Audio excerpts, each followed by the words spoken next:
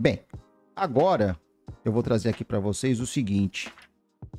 Vou falar um pouquinho sobre aqui a decisão do STF, tá? Que é a grande polêmica que anda envolvendo aí as mídias e a gente vai trazer aqui para vocês. Bem, primeira coisa, o tema que aborda a questão da suspensão dessas ações, que trata, na verdade, das ações referente ao vínculo empresarial, da pejotização, é o tema 1398, que foi aí dentro do agravo em recurso extraordinário. O número do agravo é 1.532.603. E o STF acabou reconhecendo a repercussão geral, né, e suspendeu todas as ações que correm no Brasil que tratam da questão do reconhecimento do vínculo empregatício decorrente da pejotização, né? E aí, a justificativa, qual que é? É a necessidade de você uniformizar essa situação. Mas o efeito prático qual que é? Primeiro deles, nenhum juiz vai poder julgar os casos até que o STF decida. Os trabalhadores ficam paralisados sem uma resposta judicial, que eu acho um absurdo. Eu acho um absurdo isso. E as empresas ganham tempo e segurança temporária. Por quê? Porque elas não terão uma sentença condenatória. E os empregados, que são os PJs, eles vão ficar aí à mercê da justiça até o julgamento final. Até o julgamento do STF, tá bom? Então isso acaba gerando o quê? Uma insegurança de forma generalizada. Porque, querendo ou não, vamos imaginar aquele empresário que eu tô falando um pequeno empresário, que contratou uma pessoa para ser PJ. Ele também fica nessa angústia. Ou acha que não? Claro que ele fica. Ele vai ficar nessa angústia porque ele não sabe se ele vai ser condenado ou não. Claro, ele vai estar torcendo para que o STF diga que a pejotização ela é válida. Mas em contrapartida, o que vai acontecer? Aquela pessoa que ele pediu para ser PJ, ela simplesmente não vai estar trabalhando, a não ser que ela arrume outro emprego. Arrumar um emprego, tudo bem.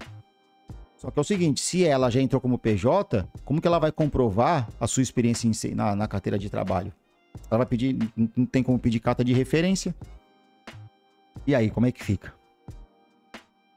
Difícil, né? Uma situação bem complicada para quem decidiu fazer PJ, às vezes pensando na parte financeira, e talvez às vezes até para agradar o empregador. Aí o empregador, depois de 3, 4 meses, manda embora. Aí você entra com a reclamação trabalhista e agora o STF simplesmente decide suspender todas as ações. E você que é empregado, segura a tua onda aí, tá bom? Fica de boa aí, porque o STF vai decidir quando ele achar que tem que decidir, né? Enquanto isso, as ações ficam todas suspensas. Enquanto isso, o empregador continua trabalhando, continua contratando PJ, continua trabalhando mão de obra de forma precarizada, mas tá tudo certo, né? Não tem problema algum, né? Afinal de contas, quem é CLT ganha bem, né? No Brasil. Bem, qual que é a finalidade, então, né? Voltando aqui, finalidade da questão dessa decisão do STF. É o que? É de unificar a jurisprudência e tornar vinculativas as teses jurídicas que serão firmadas. E quais são as teses jurídicas que eles querem firmar no tema 1398? São as seguintes. Primeira coisa, a competência da Justiça do Trabalho para julgar as causas em que se discute a fraude no contrato civil de prestação de serviços.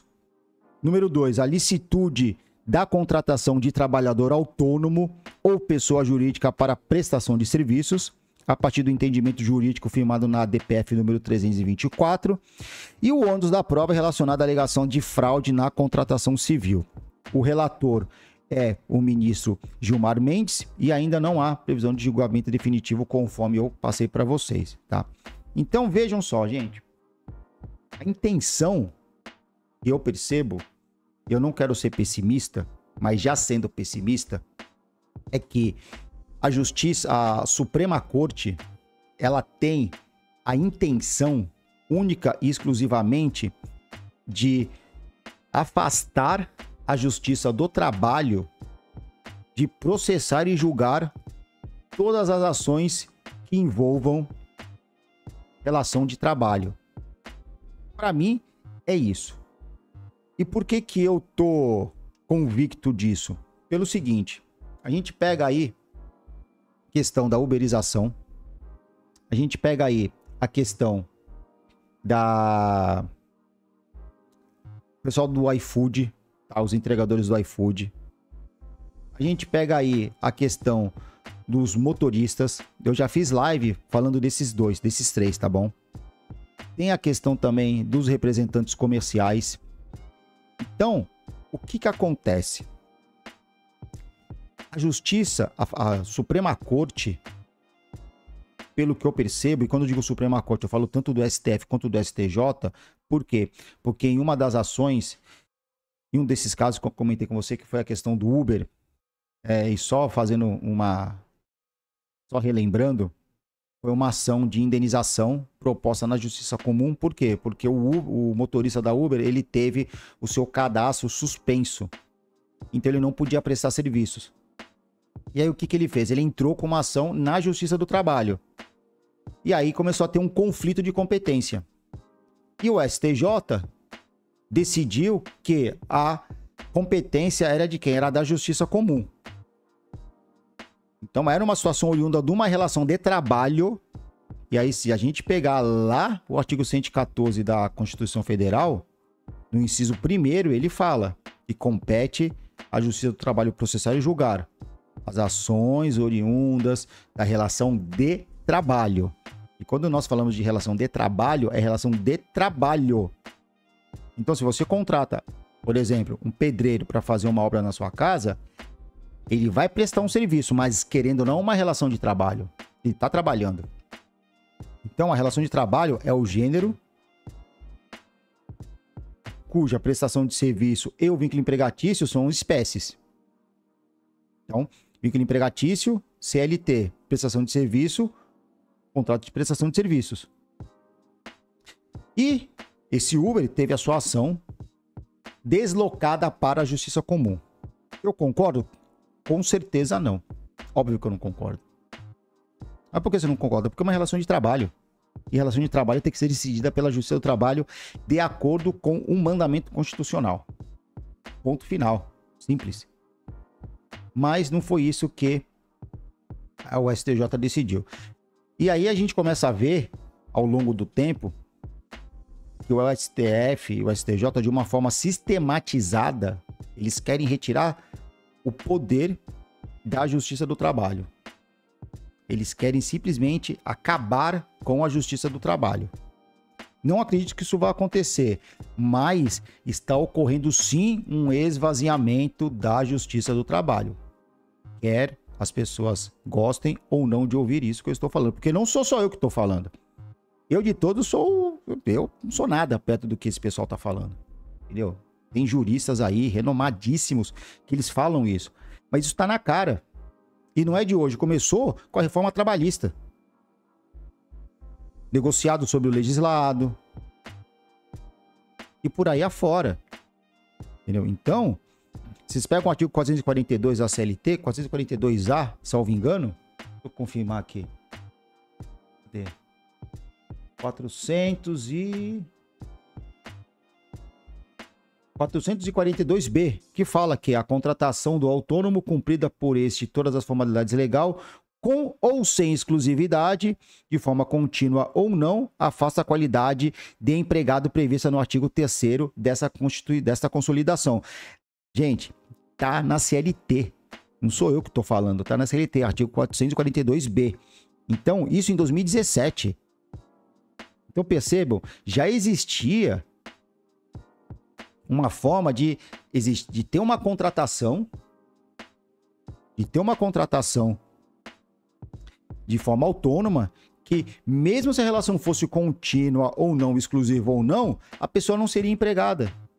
Não se enquadraria no conceito de empregado do artigo 3º da CLT. Então, se a gente for parar para ver, Já em 2017, já começou um esvaziamento da Justiça do Trabalho. E aí veio as legislações e as decisões do STF. Tá? Então, para mim, todas essas decisões que o STF tem tomado, todas essas decisões que ele tem proferido, são únicas e exclusivamente para retirar o poder da Justiça do Trabalho, em parar de julgar, tá bom? Então, é um ataque de forma sistemática, na minha opinião, com o objetivo do quê? De retirar a Justiça do Trabalho, que é o quê? Que é justamente a justiça que defende o que? Os direitos sociais dos trabalhadores brasileiros, que muitas das vezes são contratados de forma irregular, precária e informal. E aqui, né, a decisão do STF reconheceu a repercussão, né? E serve para o quê? Para unificar e evitar decisões conflitantes, tá bom? Então você tem o quê? Os efeitos, congelamento de todas as ações em andamento que envolvem esse tema. Os trabalhadores ficam sem resposta judicial até decisão definitiva, que sabe-se lá Deus quando vai acontecer isso. Insegurança jurídica e a possibilidade de alteração profunda na jurisprudência trabalhista após o julgamento, tá bom?